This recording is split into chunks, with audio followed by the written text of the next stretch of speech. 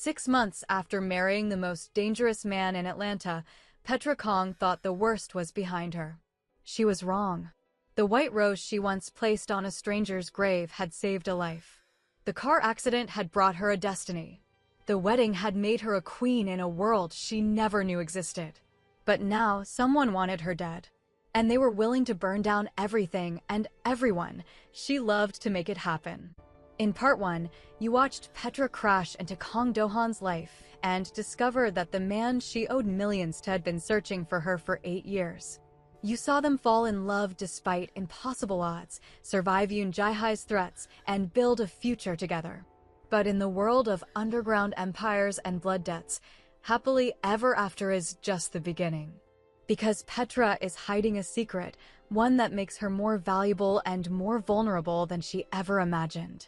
Do-han's enemies are circling, his past is catching up, and the organization he thought he'd left behind has other plans. And when Petra receives a photo of herself with a target drawn over her stomach and a message that reads "One life for another," the Covenant demands balance. She realizes that the real war is just beginning. This is part 2, and things are about to get deadly. Welcome back to the channel. If you haven't watched part 1 of Petra and Do-han's story, stop right now and go watch it, because part 2 picks up right where we left off, and trust me, you do not want to miss a single moment of what's about to go down. For everyone who's been waiting for this continuation, thank you for your patience. This is going to be intense, emotional, and absolutely worth the wait. Now, before we dive in, make sure you hit that subscribe button and turn on notifications, because this story has everything: betrayal, kidnapping, a grandmother who shoots first and asks questions later, and a love so powerful it threatens to tear apart an entire criminal empire. Let's get into it. The first sign that something was wrong came on a Tuesday morning, 6 months after the wedding. Petra Kong, she still wasn't completely used to her new surname, woke to an empty bed. The sheets on Do-han's side were cold, which meant he'd been gone for hours. This wasn't unusual. Her husband often woke before dawn to handle international business calls with their Seoul and Hong Kong offices. What was unusual was the absolute silence in the house. The Kang estate was never truly quiet. There was always the soft hum of activity, security teams changing shifts, Mrs. Cho directing the housekeeping staff, the groundskeepers tending to the immaculate gardens. But this morning, the silence felt oppressive, like the world was holding its breath. Petra pulled on her silk robe and padded barefoot down the hallway toward Do-han's study. The door was closed, but she could see light beneath it. She raised her hand to knock, then froze when she heard voices from inside. Can't protect her from this forever. That was Hyun's voice, tense in a way she'd never heard before. They know about her now. About what she means to you. I'm aware. Do-han's voice was ice. Which is exactly why she needs to remain ignorant of the situation. Ignorant? Do-han, she's your wife, not a child. She has a right to know. She has a right to be safe. Knowledge is a weapon in our world, Hyun. The less she knows, the less valuable she becomes as a target. That's not fair to her. Nothing about this life has ever been fair. Petra's hand fell to her side. They were talking about her.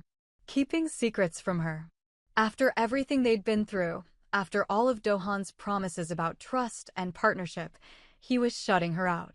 She pressed her palm against the door, debating whether to confront them, when a hand closed gently around her shoulder. Mrs. Kong. Mrs. Cho's voice was soft but urgent. Perhaps you should come with me. They're keeping things from me. Yes. The older woman's eyes were sad. To protect you. But I think perhaps it's time you knew the whole truth. Come. Mrs. Cho led her to the housekeeper's private quarters in the South Wing, a cozy apartment that Petra had only visited once before. The older woman locked the door behind them and gestured for Petra to sit. What I'm about to tell you, Mrs. Cho said, settling into the chair across from her, Mr. Kong would be furious to know you learned. But you're a smart woman, Petra. And you deserve to understand what you've married into. I know about his past. The criminal organization, his father's death. Do you know about the Covenant? Petra shook her head. Mrs. Cho sighed deeply. The Covenant is an alliance of the most powerful families in the Asian underground network: Korean, Japanese, Chinese, Vietnamese. They control everything from real estate to shipping to political influence across 3 continents. For generations, these families have maintained peace through a complex web of marriages, business partnerships, and blood debts. Blood debts. When one family saves another's heir, a bond is formed. The saved owes the savior a life debt that can be called upon at any time. It's ancient, unbreakable, and more powerful than any contract. Something cold settled in Petra's stomach. The night at the cemetery. When I saved Dohan, you created a blood debt without knowing it. In Dohan's world, that means he owes you not just gratitude, but his absolute loyalty and protection. It's one of the reasons he searched for you for so long. The debt was driving him to madness. But he said he looked for me because he wanted to thank me. Because Petra's voice caught. Because he loved me. Oh, child. Mrs. Cho reached over and took her hands. He does love you. That much is real. But the debt, it complicates things. You see, when Dohan married you, he didn't just marry for love. He married to fulfill the blood debt and to prevent any other family from claiming you. Claiming me? I don't understand. The Yoon family discovered the truth about that night at the cemetery. They learned that an outsider, a Black American woman with no family connections or political value, had saved the Kang heir's life. To them, you were a loose thread. A vulnerability they could exploit. Petra's mind raced. That's why Jai-hai was so angry at the gala. It wasn't just about losing Dohan. It was about power. Control. The Covenant operates on rules that are older than any of us. When Dohan married you, he broke an unspoken agreement that heirs marry within the network. He chose love and honor over political advantage. And now? Mrs. Cho's expression grew grave. Now the Covenant is fracturing. Some families support Dohan's decision to go legitimate. Others see it as a betrayal that weakens the entire network. There's a faction that wants to remove the problem. Remove. Petra's blood ran cold. They want to kill me. Or worse, they want to use you to control Dohan. To force him to abandon his legitimate business ventures and return to the old ways. The older woman squeezed her hands tightly. That's what he's been protecting you from. The knowledge that you're not just his wife, you're his greatest weakness. Petra stood abruptly, pacing to the window. Outside, the gardens looked peaceful in the morning light, but she could now see what she'd been blind to before. The security cameras hidden in the trees, the guards positioned at strategic points, the reinforced walls disguised as decorative stonework. She wasn't living in a mansion. She was living in a fortress. And she was the treasure they were protecting. How long has he known about the threat? 3 months. Since the incident in Seoul. Petra whirled around. What incident? Mrs. Cho's face went pale. I've said too much. What? Incident. The older woman looked away. There was an attempt on Dohan's life when he was in South Korea for business. A car bomb. He survived, but 2 of his security team didn't. The attackers left a message: send the Black woman back where she belongs, or we'll send her back in pieces. The words hit Petra like a physical blow. Men had died because of her. Because she'd had the audacity to fall in love with someone from a world she didn't understand. Why didn't he tell me? Because he knew you'd blame yourself. Because he knew you'd want to leave to protect him, and he couldn't bear to lose you. Mrs. Cho stood and crossed to her. Petra, listen to me. That man loves you more than anything in this world. Everything he's done, the secrets, the protection, the walls he's built around you, it's all been to keep you safe. But I'm not safe, am I? I'm a target. And I don't even have the information I need to protect myself. Which is why I'm telling you now. Because I hope, that together, you and Dohan are strong enough to survive what's coming. What is coming? Before Mrs. Cho could answer, Petra's phone buzzed in her robe pocket. She pulled it out and saw a text from an unknown number. The message contained a single photograph. It was Petra herself, taken from a distance with a telephoto lens. She was in the estate's garden, tending to her roses, completely unaware she was being watched. But it wasn't the photo that made her blood freeze. It was the red circle drawn around her abdomen, and the words written below. One life for another. The covenant demands balance. Petra's hands shook so badly she nearly dropped the phone. Mrs. Cho. The older woman took the phone, looked at the screen, and went white. Oh no. Oh no, Petra, please tell me. I'm pregnant. The words came out in a whisper. 2 months. I was going to tell Do-han tonight. We've been trying, and I wanted to wait until I was sure, and her voice broke. They know. How do they know? Mrs. Cho was already moving, pulling Petra toward the door. We need to get you to Do-han. Now. They made it halfway down the corridor before the lights went out. The emergency generators should have kicked in immediately. They didn't. Petra felt Mrs. Cho's hand grip her arm in the darkness. Stay quiet. Stay close to me. They moved through the blackness, Mrs. Cho navigating with the confidence of someone who'd walked these halls for decades. Petra could hear sounds now, muffled thuds, the crash of breaking glass, voices shouting in Korean. The estate was under attack. This way, Mrs. Cho whispered, pulling her into what felt like a narrow service corridor. There's a safe room in the basement. Mr. King had it built when you first moved in. What about Do-han? What about Hyun? They can take care of themselves. You're the priority. They descended a steep staircase, the darkness absolute. Petra's heart hammered against her ribs, her mind racing with terrible possibilities. Who had breached the estate's security? How had they gotten past the guards, the cameras, the sophisticated alarm systems? Unless someone had let them in. The thought was barely formed when lights blazed to life, blinding after the darkness. Petra blinked, her vision clearing to reveal a scene from her nightmares. They were in a large basement room, concrete walls lined with wine racks and storage shelves. But the room wasn't empty. Yoon Jae-hai stood in the center, flanked by 6 men in tactical gear, all armed with automatic weapons. She wore a white pantsuit that made her look like an avenging angel, her face twisted with triumphant malice. Hello, Mrs. Kang, Jae-hai purred.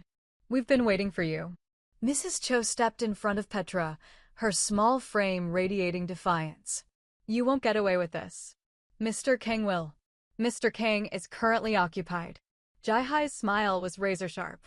My associates are keeping him quite busy upstairs. By the time he fights his way down here, this will all be over. What do you want? Petra demanded, fighting to keep her voice steady. Justice. Balance. The restoration of the natural order. Jae-hai moved closer, her heels clicking on the concrete floor. You are an aberration, Petra. A common American girl who stumbled into a world that was never meant for her. You seduced Do-han with your good deed and convinced him to abandon everything his family built. I didn't seduce anyone. We fell in love. Love. Jae-hai spat the word like a curse. Love is a weakness. A distraction. Do-han was supposed to marry me, combine our family's power, and rule the covenant together. Instead, he threw it all away for you. So, this is about revenge. This is about correction. The covenant has decided that Do-han's indiscretion can be forgiven. All he has to do is acknowledge that his marriage to you was a mistake, annul it, and take his proper place at my side.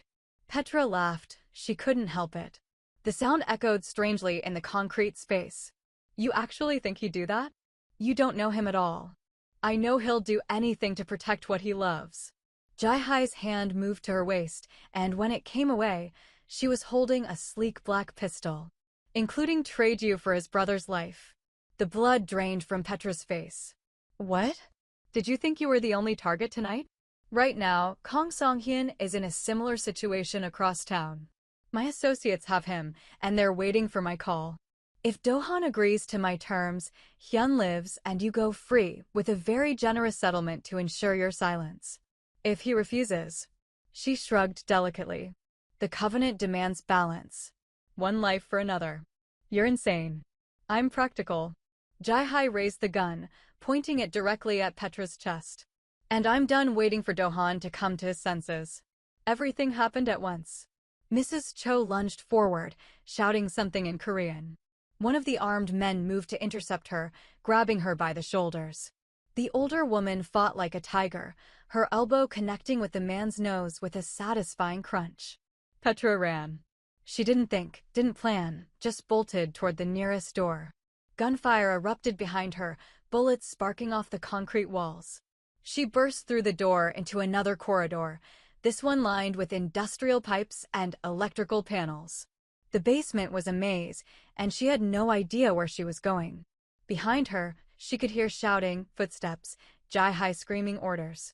Petra turned a corner, then another, her breath coming in ragged gasps. Her hand instinctively went to her abdomen, to the tiny life growing there that was now in as much danger as she was. "I'm sorry, baby." "I'm so sorry." She found herself in a large mechanical room, dominated by the estate's boilers and water systems. There was a metal ladder leading up to what looked like an access hatch. Petra grabbed the rungs and climbed, her muscles screaming, her hands slipping on the metal. She was halfway up when hands seized her ankle. Petra kicked down hard, felt her heel connect with flesh. The grip loosened, and she scrambled up the remaining rungs, pushing the hatch open and hauling herself through. She emerged into chaos. The ground floor of the estate was a war zone. Men in black tactical gear were engaged in close combat with Do-han's security team. Furniture was overturned, artwork shattered, the beautiful hardwood floors scarred with bullet holes. And in the center of it all stood Kang Do-han. He moved like a dancer of death, graceful, efficient, utterly lethal. As Petra watched, he disarmed one attacker, used the man's own weapon to take down two more, then smoothly transitioned to hand-to-hand combat with a fourth. His suit was torn, blood stained his white shirt, but his eyes were clear and focused. He was magnificent. And terrifying. "Do-han!" Petra screamed. His head whipped toward her, and for a split second, his guard dropped. It was all the opening his opponent needed. Petra saw the knife flash in the dim emergency lighting, saw it arc toward Do-han's exposed side, saw him twist to avoid it, but not quite fast enough. The blade sank into his shoulder. "No!" Petra's scream tore from her throat. Do-han barely seemed to notice. He grabbed the attacker's wrist, twisted sharply enough that the sickening snap of breaking bone echoed through the room, and drove his elbow into the man's temple. The attacker dropped like a stone. Then Do-han was running toward her, pulling the knife from his shoulder with a grimace, blood soaking his shirt. "What the hell are you doing up here?" he demanded, grabbing her arm. "You're supposed to be in the safe room." "Jai-Hai," Petra gasped. "She was waiting for us. She has Hyun. She's going to kill him if you don't." "I know." His voice was grim. "She called me, gave me her terms. And?" Do-han's eyes met hers, and she saw something there that made her chest ache: love, fury, and absolute determination. "I told her to go to hell." Despite everything, Petra felt a rush of warmth. "Do-han, I'm not losing you. I'm not losing Hyun. And I'm sure as hell not letting that psychotic woman win." He pulled her close, pressing a hard kiss to her forehead. "But I need you to trust me. Can you do that? Always." "Good. Then run." He shoved her toward the front door, where 3 of his security team were holding a defensive position. "Get her out of here. Take her to the secondary location. Go. Now." The men surrounded her, forming a human shield as they moved toward the door. Petra looked back over her shoulder, watching Do-han wade back into the fray, and her heart broke and swelled simultaneously. This was the man she'd married. A warrior. A protector. Someone who would burn the world down to keep his family safe. She just hoped it would be enough. The secondary location turned out to be a luxury high-rise apartment in downtown Atlanta, 30 floors up with panoramic views of the city. The security team swept the apartment, declared it clear, and positioned themselves at strategic points, one at the elevator, one on the balcony, one in the hallway. Petra sank onto the leather couch, her entire body shaking with delayed shock. She was safe. For now. But Do-han was still back at the estate, fighting for his life. And Hyun was somewhere out there, held hostage by people who saw him as nothing more than a bargaining chip. Her phone buzzed. Unknown number again. She almost didn't answer, but something made her swipe to accept the call. "Hello, Petra." Jai-Hai's voice was smooth, unruffled. "I see you managed to escape. Impressive. Do-han has trained you well. What do you want? The same thing I've always wanted. Do-han's cooperation. The restoration of the proper order. A pause. I'm going to make this very simple for you. I'm sending you an address. Come alone, no security, no weapons. When you arrive, I'll release Songhyun. You stay with me as insurance until Do-han agrees to my terms. Why would I do that? Because if you don't, I'll kill Hyun. Slowly. Painfully. And I'll send pieces of him to Do-han until he breaks. Your choice, Petra. Save yourself or save your brother-in-law. He'll never agree to your terms. Even if you have both of us. Won't he? Jae-hae laughed. You underestimate what a man will do when he's watching the people he loves suffer. Do-han is strong, but everyone has a breaking point. I'm going to find his. The line went dead. Petra stared at her phone, her mind racing. She could tell the security team. They would contact Do-han and he would, what? Storm whatever location Jae-hae had Hyun held in? Risk his brother's life in a confrontation? Or she could go. Trade herself for Hyun. Buy Do-han time to figure out a solution. It wasn't even a choice. Petra stood and walked to the balcony where one of the guards was stationed. I need some air. Just for a minute. The man hesitated, then nodded. Stay where I can see you. She stepped onto the balcony, the night wind whipping her hair. 30 floors below, the city glittered like a field of stars. Atlanta. Her home. The city where she'd struggled and survived and somehow found a love she never expected. A love she wasn't going to lose without a fight. Her phone buzzed again. This time it was a text with an address in an industrial area near the airport. Petra memorized it, then deleted the message.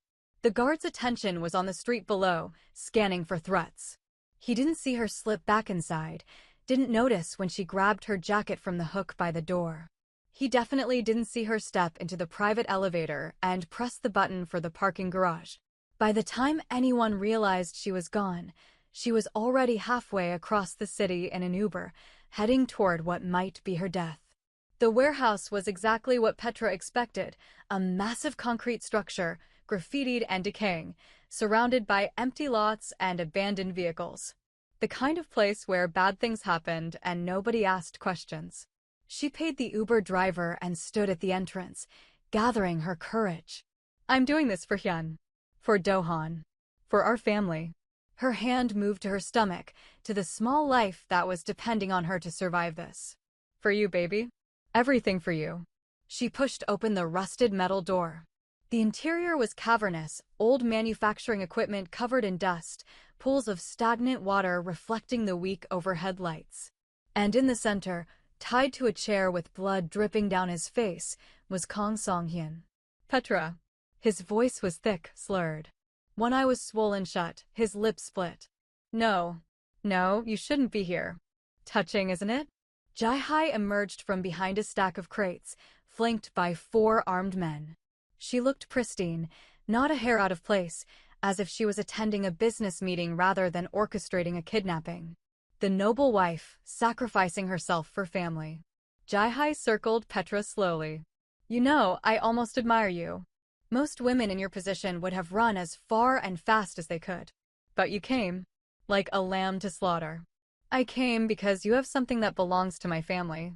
Let Hyun go and I'll stay. That was the deal. Was it? I don't remember agreeing to anything. Jae-hae's hand shot out, gripping Petra's chin, forcing her to meet her eyes. You're very brave. Or very stupid. I haven't decided which. Let him go. For a long moment, Jae-hae stared at her. Then, surprisingly, she smiled. Fine. I'm a woman of my word. She gestured to one of her men, who moved to cut Hyun's bonds. Petra, don't do this, Hyun gasped. Do-han will. Do-han will understand. Petra kept her eyes on Jae-hae. Go. Tell him I love him. And I'm sorry. Hyun stumbled to his feet, supported by the guard who'd freed him. He looked at Petra with an expression that broke her heart, guilt, anguish, helpless fury. I'm coming back for you, he promised. We both are. I know. They forced him out the door. Petra heard a vehicle start, drive away. Then there was only silence. Well, Jae-hae said brightly. Now that that's settled, let's talk about your future. Or rather, your lack of one. You said you'd hold me as insurance. Until Do-han agreed. I lied. Jae-hai pulled the gun from her waistband. Do-han will never agree to my terms while you're alive. You're his weakness, Petra. His vulnerability. The thing that makes him soft and sentimental and weak. So I'm going to remove that weakness. Petra's heart hammered, but she kept her voice steady. If you kill me, Do-han will hunt you to the ends of the earth. You'll never know peace, never know safety. He'll destroy you and everything you love. Perhaps. But the Covenant will protect me. They sanctioned this, you see. The old families, the ones who remember the true ways, they agreed that you had to be eliminated. Do-han will rage, yes. But eventually, he'll understand that this was necessary. That he can finally return to his proper place, marry properly, and restore order. You're delusional. And you're about to be dead. Jae-hai raised the gun. Petra closed her eyes, her hand protectively covering her stomach. She thought of Do-han's smile, of the way he held her in the morning, of all the futures they'd planned together that would never happen now. I'm sorry, my love. I'm so sorry. The gunshot was deafening in the enclosed space. Petra waited for the pain, for the darkness. It didn't come. She opened her eyes. Jae-hai was staring down at the red bloom spreading across her white suit jacket, her expression more surprised than pained. The gun slipped from her fingers and clattered on the concrete. Behind her stood a figure Petra had never seen before, a small, elderly Korean woman in traditional hanbok, holding a smoking pistol with the steady grip of someone well accustomed to violence. Grandmother, Jae-hai whispered, then collapsed. The elderly woman stepped over Jae-hai's body as if it were nothing more than a fallen branch. Her eyes, sharp as obsidian, fixed on Petra. You are Petra Kong, she said. It wasn't a question. Yes. Who are you? I am Kong Min-hee, Do-han's grandmother. And you, child, have caused quite the disruption in my family. Petra's mind reeled. Do-han had never mentioned his grandmother. She'd assumed both his grandparents were deceased. I didn't mean. Peace. The old woman waved her hand dismissively. I did not come to chastise you. I came because I will not allow that foolish girl to destroy what I have worked decades to build. She gestured to Jae-hai's motionless form. The Yoon family has been a thorn in our side for 3 generations. Tonight, that ends. Is she dead? No. Unfortunately. Grandmother Kang's expression was one of mild annoyance. I am old, and my aim is not what it once was. I was aiming for her heart. I hit her lung. She will live, though she will wish she hadn't. The warehouse doors exploded open. Do-han burst through, followed by a small army of armed men. His eyes scanned the space wildly until they found Petra. The relief on his face was devastating. Petra. He was across the space in seconds, pulling her into his arms with enough force to steal her breath. You idiotic, brave, beautiful woman. What the hell were you thinking?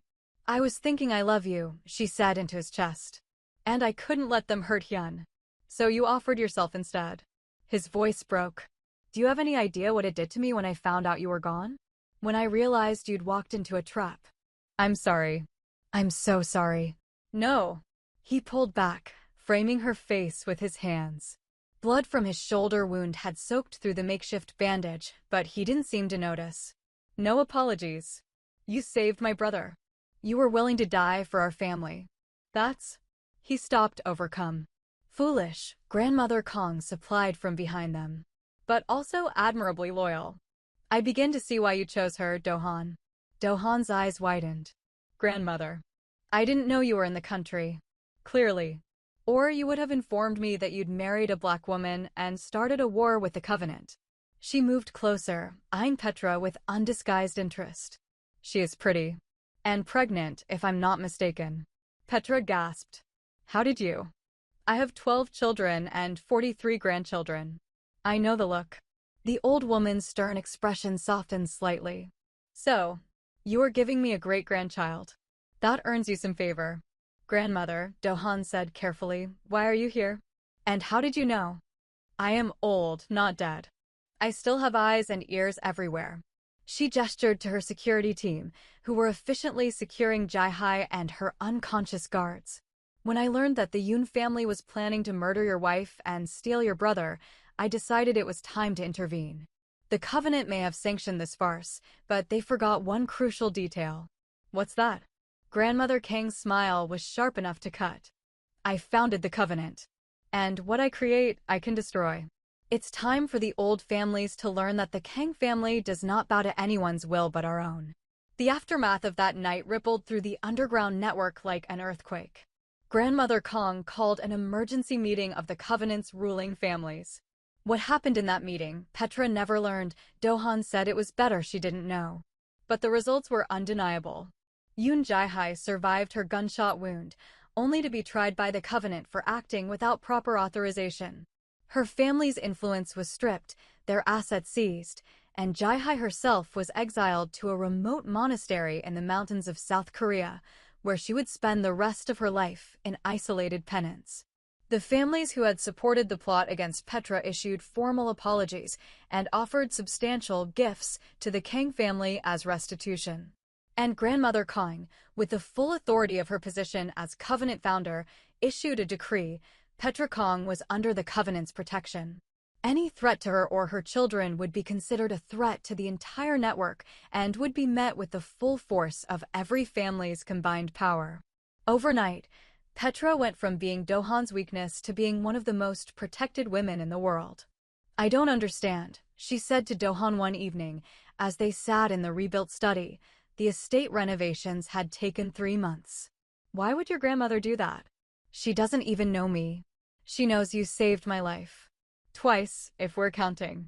Do-han's hand rested on the swell of her belly. She was 6 months along now, her pregnancy undeniable. And she knows that you're carrying the next generation of the Kang family. That's sacred to her. But I'm not Korean. I'm not part of your world. You are now. He leaned over and kissed her gently. For better or worse, you're stuck with us. All of us. Including my terrifying grandmother. As if summoned, there was a knock at the study door. Enter, Do-han called. Grandmother Kang swept in, followed by Mrs. Cho carrying a large wooden box. Despite her age, the old woman moved with regal grace, her traditional hanbok rustling softly. Good. You are both here. She gestured for Mrs. Cho to place the box on the desk. I have brought you a gift. Grandmother, you didn't need to. Hush, boy. This is not for you. It is for your wife and your child. Petra moved forward as the old woman opened the box. Inside, nestled in silk, was the most exquisite jade necklace she had ever seen, a delicate chain supporting a pendant carved in the shape of a phoenix. This has been in our family for 14 generations, Grandmother Kong said softly.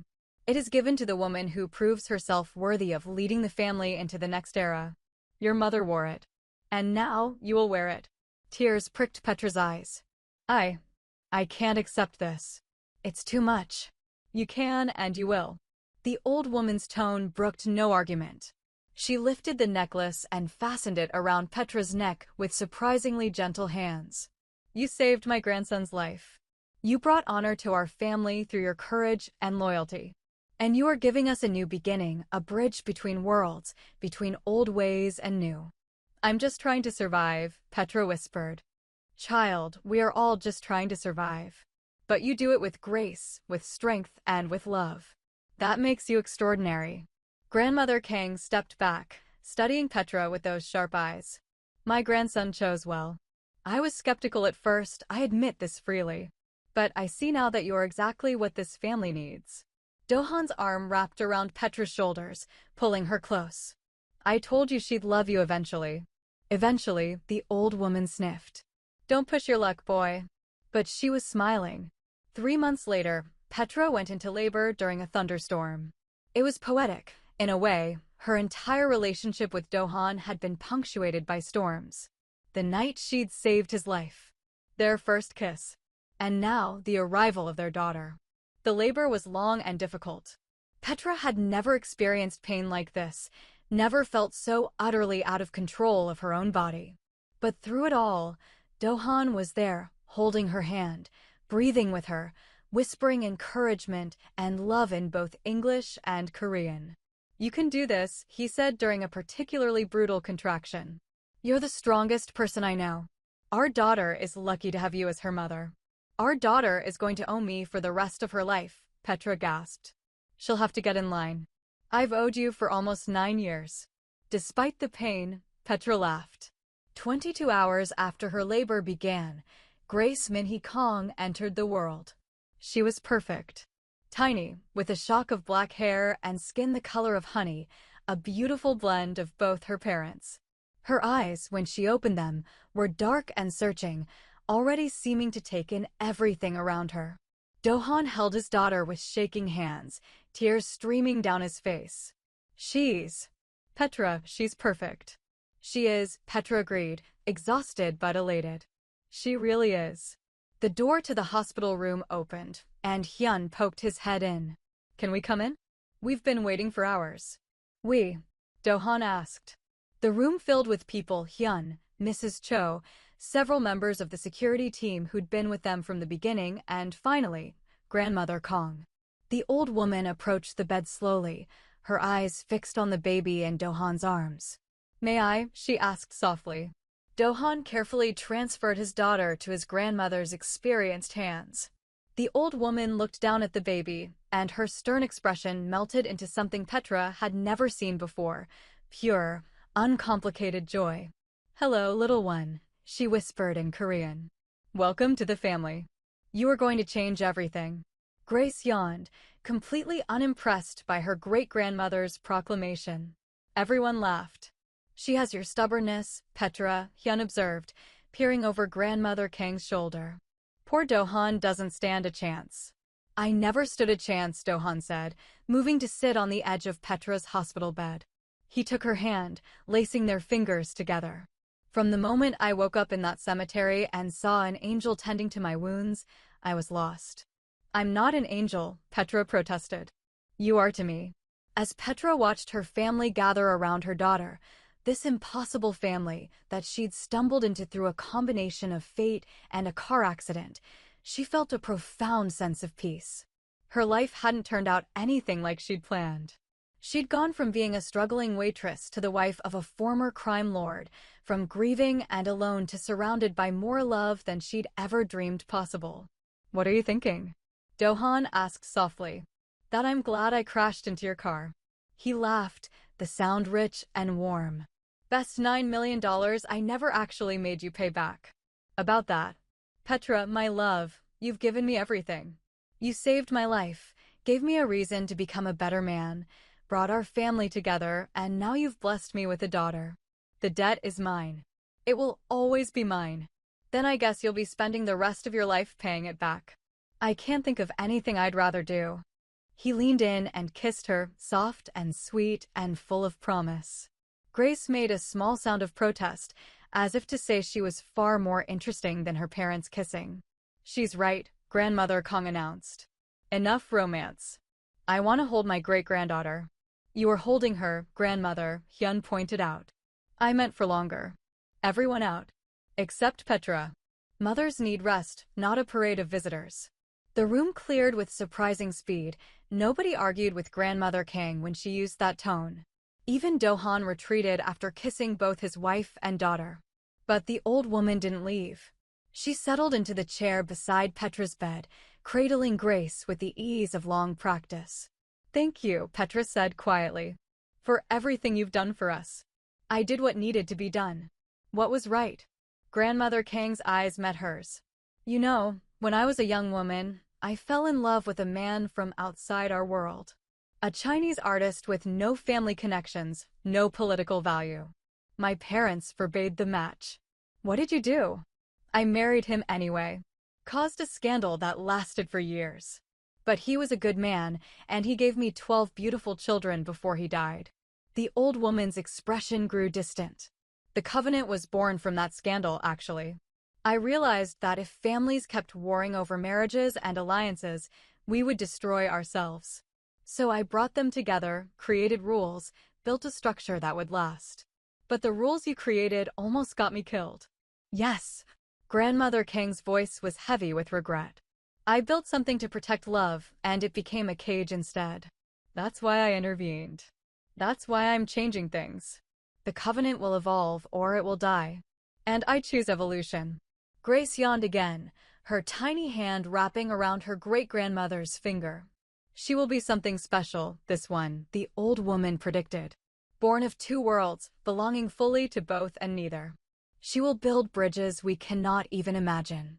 Or she'll just be a regular kid who complains about her homework and fights with her siblings, Petra said with a smile. Perhaps. But even that would be extraordinary. Grandmother Kong carefully transferred Grace back to Petra's arms. Raise her well. Teach her strength and compassion, courage and wisdom. The world she will inherit is changing rapidly, and she will need all of those things. I will. We will.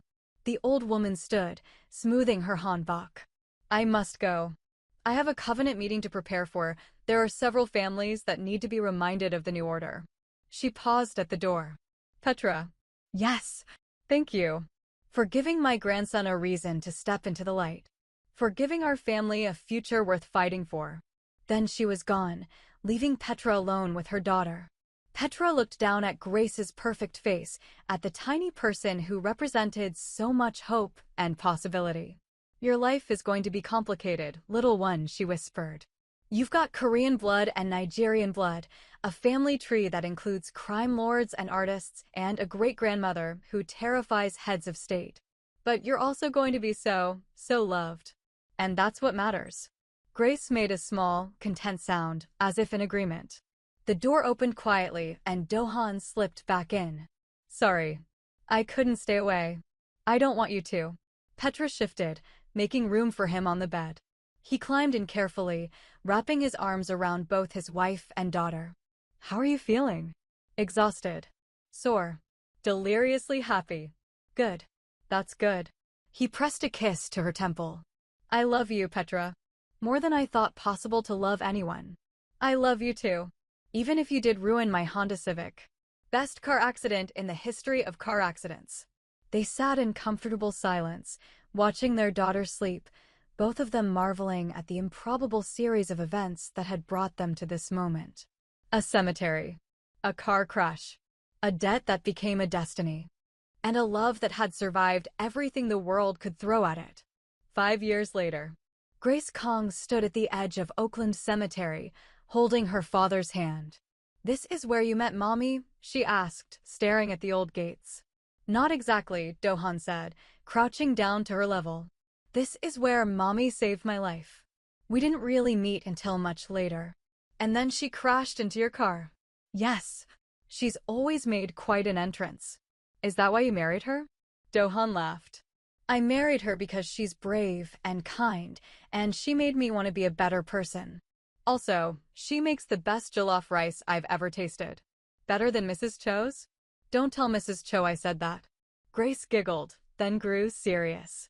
Daddy? Why are we here? Because today is the anniversary of the day your mother saved my life. And every year, we come here to remember that sometimes, the smallest acts of kindness can change everything. They walked deeper into the cemetery until they found the grave that had started it all, Grace's great-grandmother on Petra's side. A single white rose already lay on the headstone. Petra stepped out from behind a nearby oak tree, her smile radiant. She'd been coming here for an hour every month since she was 17, and even now, after everything that had changed, she maintained the tradition. Mommy. Grace ran to her and Petra scooped her up effortlessly. Hello, my love. Did Daddy tell you the story? About how you're a superhero who saves people? Yes. Petra laughed, looking over their daughter's head to meet Do-han's eyes. I'm not a superhero, baby. I'm just someone who did what felt right.